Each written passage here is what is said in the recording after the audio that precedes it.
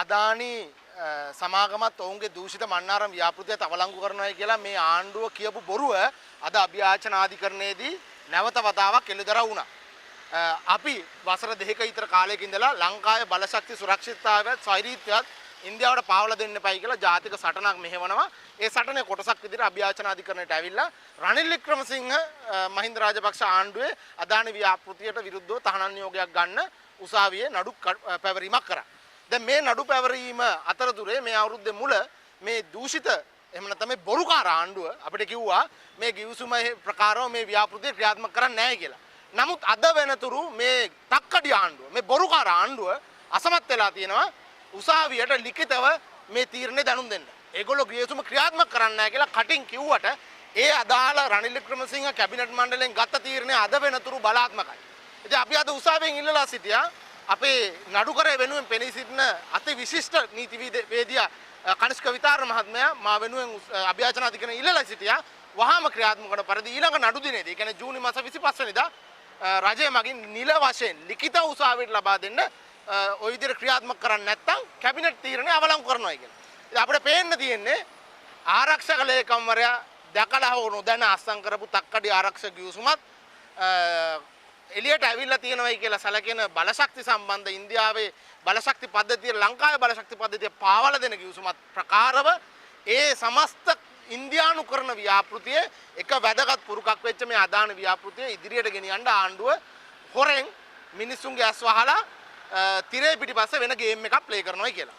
ඉතින් අපි ආණ්ඩුවට කියන්න කැමති වෙන බයිලා කියන්නේ නැතුව දැන් මේ වෙලාවේ කරන්න තියෙන දේ ඕගොල්ලෝ මේ ආණ්ඩුවට බලය ගන්න මිනිසුන්ට ඉදිරිපත් කරපු ප්‍රතිපත්ති ප්‍රකාශය ක්‍රියාත්මක කරන්න සූර්ය බලයට වහල මත ඉදිකරන සූර්ය බලාගාර වලට දෙන මිල අඩු කරලා ගල්ලංගුරු ඩීසල් වලට තන දෙන එක වළක්වන්න ගල්ලංගුරු ඩීසල් සහ අදානි මාෆියාවට මේ රට පාවලා දෙන එක නවත්තන්න විශේෂයෙන්ම මන්නාරම මුළු සමස්ත කලාපෙම මන්නාරම පුනුලින් කලාපෙම ඉන්දියාවට පාවලා දෙන අපේ අනාගත ආර්ථික වර්ධනයට අපිට ඉතුරුලා දෙන එකම තුරුම්පුව වෙච්ච මේ සුලම් බල ජනන විභවතාවය ඉන්දියාවට පාවලා දෙන මේ ව්‍යාපෘතිය නිල විදිහට හරි විදිහට අවලංගු කරන්න ඒ සම්බන්ධ කැබිනට් තීරණය අවලංගු කරන්න පාර්ලිමේන්තුවේ එක එක ලයිස්තු දදා දේශපාලන වේදිකාවල රනිල් වික්‍රමසිංහට බයින ගමන් නීත්‍යානුකූලව රනිල් වික්‍රමසිංහගේ මේ ව්‍යාපෘතිය ඒ ඔහුගේ දේශපාලන ආර්ථික වැඩපිළිවෙල ඉදිරියට ගෙන යන එක ඒක ඇවිල්ලා රෑ ඩැනියල් දවල් මිගෙල් වැඩක්. ඉතින් රෑ ඩැනියල් දවල් මිගෙල් වැඩ නැතුව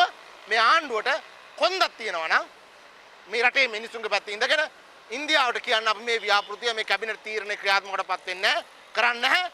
ඒකේ හරි කරන ක්‍රමය තමයි එන මාසේ මේ රටේ මිනිසුන්ටත් අපිටත් අපේ කාලෙත් නාස්ති කරන්නේ නැතුව මේ ගරු අධිකරණයේ කාලේ නාස්ති කරන්නේ නැතුව මේක අවලංගු කරනවා නම් කැබිනට් තීරණය අවලංගු කරනවායි කියලා උසාවියට ලිඛිතව දැනුම් දෙන්න. කැබිනට් මණ්ඩල තීරණයක් ගන්න අර පැරණි දූෂිත ව්‍යාපෘතියට සම්බන්ධ කැබිනට් පත්‍රිකාව ඉවත් කරගන්නවා. ඒක null and void කියලා. එහෙම නැතුව අපිට ලයිස්තු පෙන්න ඉන්දියාවට හොර රහසෙන් මේක පාවලා දීලා අවුරුදු 5ක් බලයේ ඉන්න පුළුවන් කියලා හිතනවා නම් අනුර කුමාර දිසානායක මහත්මයාටත් මේ ආණ්ඩුවේ ගල්ලංගුරු පියාටත් එතකොට බලශක්ති ඇමතිවරයාටත් අපිට කියන්න තියෙන්නේ මිනිස්සු ඒකට ඉඩ දෙන්න ලෑස්ති නැහැ. අපි මේ සටන කිසිම හේතුවකට ඉන්දියාවට පාවලා දෙන්නෙත් නැහැ. ඒ වගේම මහත්තයෝ ඕගොල්ලන්ට අවුරුදු 5ක් බලයේ ඉන්න ඉන්දියාව සතුටු කරන්න ඕන උනාට අපිට අවශ්‍යතාවය තියෙන්නේ මේ රටේ මිනිස්සුන්ගේ ආර්ථික අයිතිය බලශක්ති ස්වෛරීත්වය මේ රටේ ස්වෛරීත්වය රකින්න. ඒ වෙනුවෙන් අපි දිගටම පෙනී සිටිනවා. ඒ සටන දිගටම ඉදිරියට යන බව මේ ලයිව් වගකීමෙන් යුක්තව කියන්න කැමතියි. මම ශංක චන්දිම අබේවර්ධන ශ්‍රී ලංකා හරිත සන්ධානයේ වෙනුවෙන්